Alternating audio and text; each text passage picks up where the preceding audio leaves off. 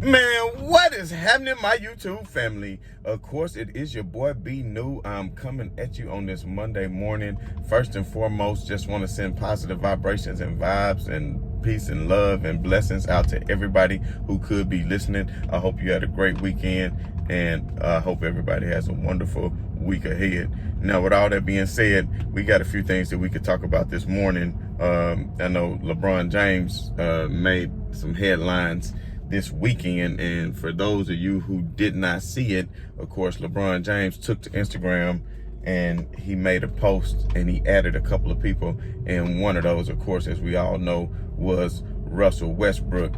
And Bron said, hey, Westbrook, hey, Brody, I thought that this wasn't gonna work. Maybe they right, this is not gonna work. And of course he was being sarcastic because, as you can see, he put the blue cap emoji right behind it, just saying that was straight cap and not facts. Because what I'm thinking is LeBron James and Russell Westbrook got in that gym and they both saw how each other motor ran. You understand what I'm saying? Now, everybody has even said that Russell Westbrook has the highest, fastest motor in the league. And we have people like even Michael Jordan, who once said Russell Westbrook reminds him the most of him by the way he approaches the game and attacks the game and the way he leaves it all out on the floor night in and night out. So, I mean, Russell Westbrook has respect amongst his peers and his colleagues and those others who play with him, and for most part, most of the media. And, you know, a lot of people want to call him Westbrook. He can't spread the floor. He's not a good three-point shooter. He's way too turnover prone, blah, blah, blah. You know, we get all of that. And, of course, nobody is perfect, and anybody can be critiqued, especially by analysts and other former players who are analysts who should critique you. But my main point in this whole thing is Westbrook and LeBron stood on that floor. They got on that floor together. And LeBron, I'm telling you, I don't know if y'all ever saw this before, but LeBron likes to run a drill when he practices and to keep himself in shape, where he just sprints 94 feet up and down the court. And each time he gets to the court, he has somebody down there to throw it to him, and he'll yoke. Then he'll run back down the other end. He'll catch it. He'll yoke again. Then he'll run back down the court. He'll catch it, dunk again, and just keep going full pace until he works himself up into quite a bit of a sweat and just keeps dunking and exercising while he's getting himself into game shape. And I'm pretty sure him and Westbrook, if I had to take a guess, probably ran that drill. And and if I'd be willing to guess, I think that LeBron finally saw somebody else who could keep doing that with him, and probably LeBron James said, hold on, young fella, let me take a break. Let me take a break, because dang, you got a high motor. And Westbrook, he hungry for this. He is hungry for this title. And that's the thing that people are not realizing. See, Kevin Durant got a couple of titles. You understand me? Kyrie Irving, he has a title where he played a major part in winning that title with LeBron. James Harden, he doesn't have a title. He's been won one and having a lot to prove to get one. But ultimately, people keep saying Kevin Durant the best player in the world and how great Kyrie is, one of the best ball handlers of all time, blase, this and that. So how would his title be viewed if they were to win one? But the thing is, I think the most pressure is going to be directly in James Harden's lap, because a lot of people think LeBron James is old, the Lakers is on geriatrics, blah, blah, blah, and that they cannot really win a title. And of course, the Nets are the favorites by Las Vegas, by Caesars Palace, and most sports books saying that they will indeed win the championship. And Bleacher Report came out with a list. I'm gonna get to that in just a minute. I'm gonna get to that in just a moment. But I want to keep talking about LeBron and Westbrook and how they gonna mesh together. So in practice, LeBron said, hey, at Westbrook, we not gonna do this or that or whatever, but it's straight cap. And he knows that, because he knows the amount of pressure that they're going to put on opposing defense is going to be ridiculous, because LeBron James and Russell Westbrook both love to come downhill. They both love to come at you like a freight train, and they both love to play fast. And it was somebody else that LeBron James added. Let me put that back up on the screen if you didn't see it. It was somebody else that LeBron James added in that Instagram. And of course, it says at 94 feet. And you wondering who that could be. Of course, that is the assistant coach, Philip Handy. Now, A lot of people might not be too familiar with Philip Handy, but Philip Handy got 3 rings. You understand what I'm saying? As a coach. Now, many people don't know about him as a player because he did not just really have a prolific playing career. He actually never really played in the league. He did play for the Warriors in some preseason games, but ultimately never made the roster.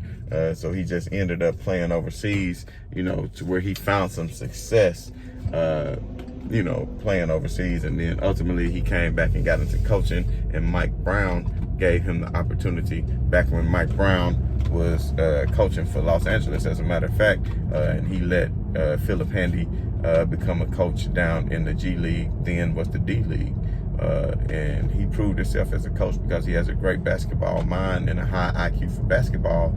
And he's just a great all-around guy. From what I hear, players really gravitate towards him because of the type person he is and the way that he coaches. Unlike Jason Kidd. And we'll talk about that in a little bit too, because I don't know if you saw the headlines about Jason Kidd and some of the things that's coming out in the book, the way Jason Kidd was coaching Milwaukee. I just really couldn't believe some of the things that I read, but that's that old school basketball. And we'll talk about that in a second too. Let me not jump around too much. So back to what I was saying about Handy. So Handy came up and he ended up being Mike Brown assistant coach in Cleveland in 2016. Does that sound familiar?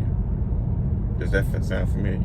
Cleveland, 2016. LeBron James. And they won a championship. And he was the coach, assistant coach of that team. Then he was assistant coach for the guy, oh man, you know who I'm talking about, up there in Toronto. You know who I mean? Nick Nurse. He was an assistant coach for Nick Nurse up in Toronto. And they ultimately won a championship, although KD and Clay was hurt. He still played an integral role in the coaching staff as far as helping Toronto secure a ring in 2019. And then what do you know? He is Vogel's assistant coach in 2020 and still to this day. And of course wins another ring with LeBron James. So he has won 2 rings with LeBron James. And I think that they really have a close relationship just because of the years that LeBron played for him in Cleveland and them winning the championship together in Cleveland and also winning the championship now. And now you can see that during workouts, who are they working out with? Russell Westbrook and Philip Hardy.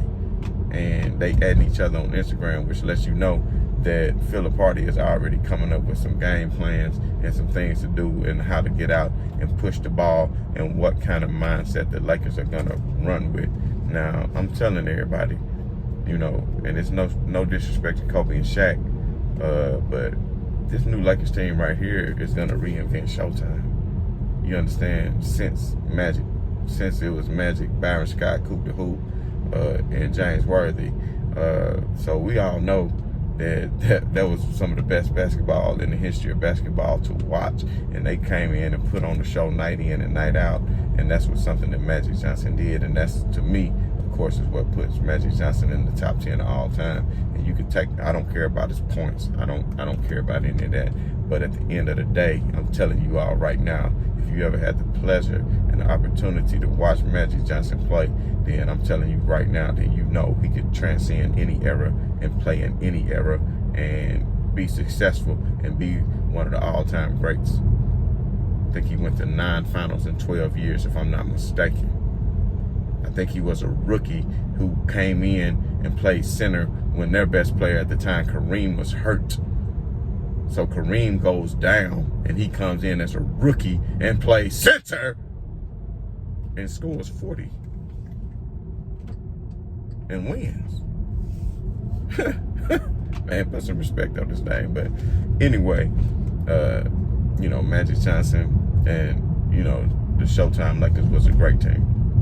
But I'm telling you right now, LeBron James, Russell Westbrook, and Anthony Davis are going to put on an absolute show. Do you understand what I'm telling you? Because they are going to be coming downhill. I'm going to go ahead and predict this right now. I think LeBron James is going to have his highest percentage shot from three this season. I think he's going to have his highest percentage shot from three this season. And the reason I say that is because I think Russell Westbrook is going to get him a lot easy looks.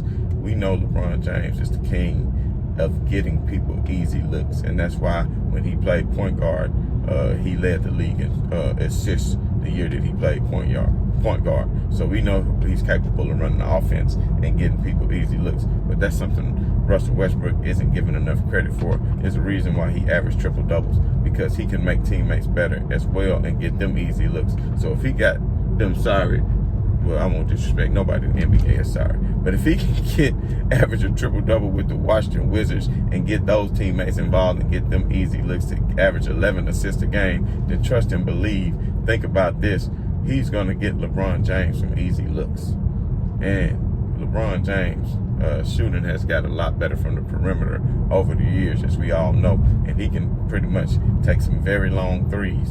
And I think that's going to be a part of the game plan. I think his percentage is going to go up a whole lot, and people just don't sit up here and act like the Lakers do not have three-point shooters when they do. You know, they got people that's more than capable of shooting threes.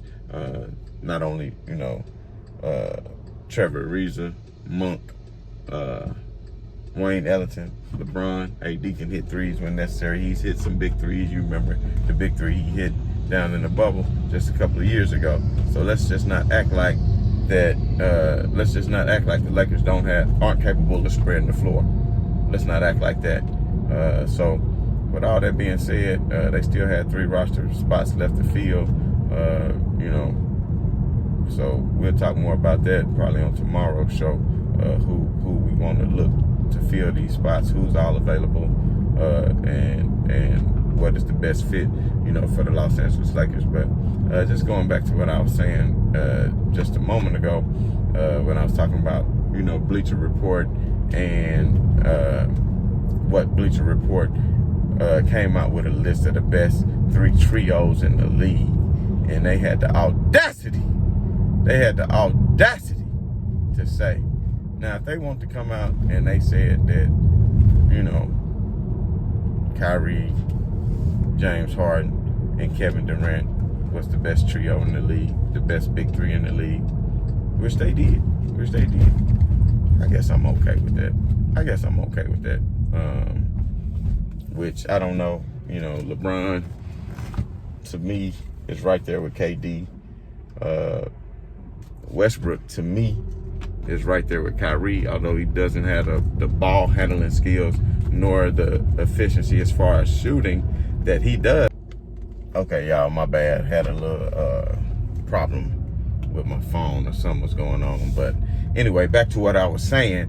When you have a big 3 of KD, Kyrie, and Harden, and you compare that to Westbrook, LeBron, and AD, like I said, KD and LeBron, that's a wash.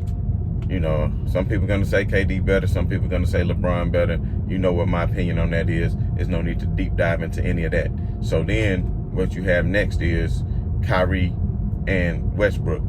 Now, a lot of people are going to say Kyrie is a better player. A lot of people are going to say Russell Westbrook is a better player. Russell Westbrook has won an MVP. Kyrie Irving has never won an MVP. Kyrie Irving has won a championship and has been a very integral part of that championship. So with that being said, you know, that might be a wash as well. Kyrie Irving has better ball handling skills and is a better shooter than Westbrook, but Westbrook tends to be able to get more people involved better than Kyrie.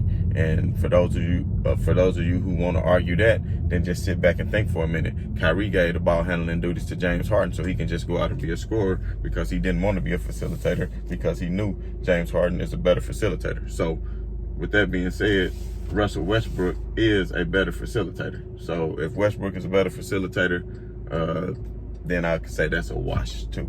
So then what do you have? Harden and AD. And even though they don't play the same position, of course, and you could compare maybe KD to AD and did it the other way around and Harden to LeBron, at the end of the day, however which way you do it, I still think the Lakers had a slight edge because Anthony Davis, what he brings to you on the defensive end of the floor. You know, KD has got better at defense, but at the end of the day, you know, Anthony Davis, out of all of those players we just named, is the best defender, especially at this point in all of their careers. So I didn't have a problem with Bleacher Report maybe saying that the Nets had it and then the Lakers were number 2, but they had the audacity to come out and say that the Milwaukee Bucks trio, Drew Holiday, Giannis Antetokounmpo, and that damn it Middleton were better than LeBron James, Anthony Davis, and Russell Westbrook. They need to just stop. They need to just stop. They know better than that. And then after the Lakers, I want to say they put the Philadelphia 76ers, Ben Simmons, Joel Embiid, and Tobias Harris over Clay, Steph, and Draymond. Are they crazy? Now, I know Clay has been hurt, but I'm saying barring injuries or anything like that, are you kidding me?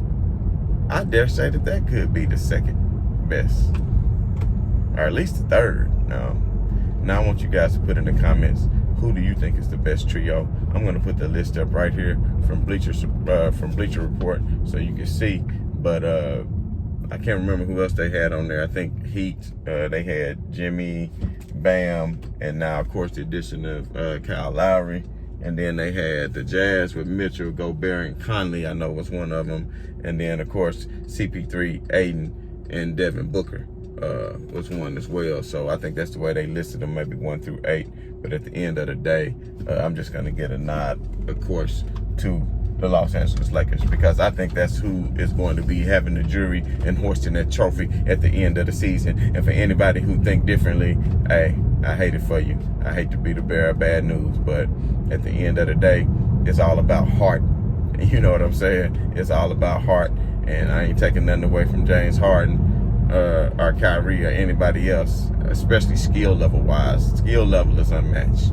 You understand what I'm saying? Those three probably, I will say, one of the best offensive trios all time in the history of the league. I dare anybody name one better. You know, I know you had DJ, Bird, and McHale, and but McHale could score, Bird could score. DJ, he was an okay scorer, but he's more of a facilitator. He's nowhere near on the level of a James Harden. You know what I'm saying? He's nowhere near on that level. But at the end of the day is, go ahead, dude. People, I tell you what, man, people really just don't know how to drive around these bars, man. I'm telling y'all something. But anyway, at the end of the day, fam, they're probably one of the most prolific scoring trios. But let's just see who got the heart. You understand what I'm saying? Because when it boils down to it, and Russell Westbrook, let's see if he can get into Kevin Durant's head. But you know what? When Kevin has played Russell Westbrook, I will say that he showed a lot of grit and determination and little moxie. He was not scared at all. And Russell Westbrook had some words for him, and he manned up to him. He was not backing down. So, Kevin Durant, even though I won't say he's soft, I think his ego is fragile sometimes, but at the end of the day, I don't think he's backing down from nobody, even though he do need bodyguards at the game and stuff like that. But we won't get into all that. We'll talk more about that tomorrow, man. I got stuff I need to get into, man. I've been having a crazy morning, it's stuff I need to handle. So I hope y'all enjoyed, what I had to say today, but also my little freestyles over the weekend. Man, y'all making me want to go back and drop an album, man, and make me release some of my old music. You know what I'm saying? I would just chill. But man, let me know if y'all want me to drop another freestyle tomorrow morning or something like that. I can make that happen. But anyway, as always, this been your boy B New. I'm saying right on to the real, man. Much love to the haters. I'm out.